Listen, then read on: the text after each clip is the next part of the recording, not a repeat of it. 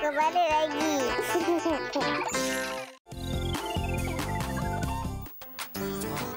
Cepatlah, Syrik. Lambatlah. Cepatlah. Kejap. Saya turun ni. Hati-hati turun tu, Asri. Bebas. Kawan-kawan semua dah lapar kan? Belum sarapan lagi kan? No. Baik.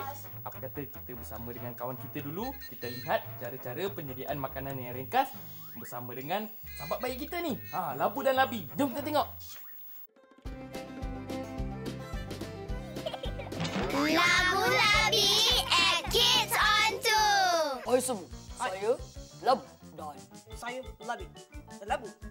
Sejak bila Labu ada misai tu alah, sejak peminat-peminat labu kerja labu, terpaksalah tukar pindah labu. Labu ada peminat Mestilah. Dah cepat mula. Okey. Hari ni Hari ni kita nak buat roti. Roti apa? roti. Roti. Roti. Roti pelangi. Pelangi. Adalah. Okey, bahan ni je dah. Roti, 2 keping.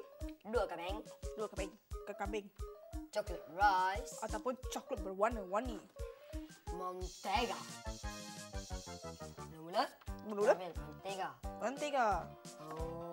Boleh tak Labi tolong pegang? Boleh. Dah kena dah. Sekarang, biar Labu buat. Labu. Labu. Apalah. Biar Labi buat dah. Okeylah. Lepas tu, kita ambil sudu. Kita ambil chocolate rice. Cepatlah sikit Labi. Labu nak makan. Labu boleh. Buat Labi. Tumpah lagi. Apa Labi?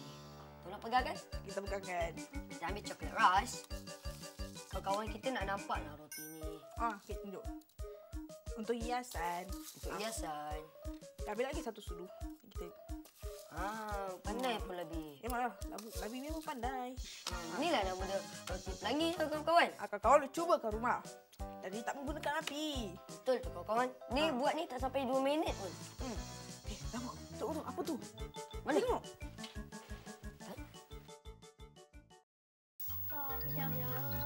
Kenyang kamu semua je. Sampai duduk berehat macam ni.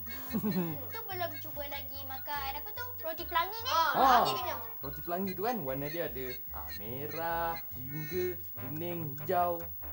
Sekejap, Bas. Jingga tu oren Betul lah. Kejap. Lagi biru, indigo, merah. Dah. Cukuplah tu. Ada 7 warna pelangi. Dah. Kawan-kawan kat rumah tu pun dah nak tengok kartun.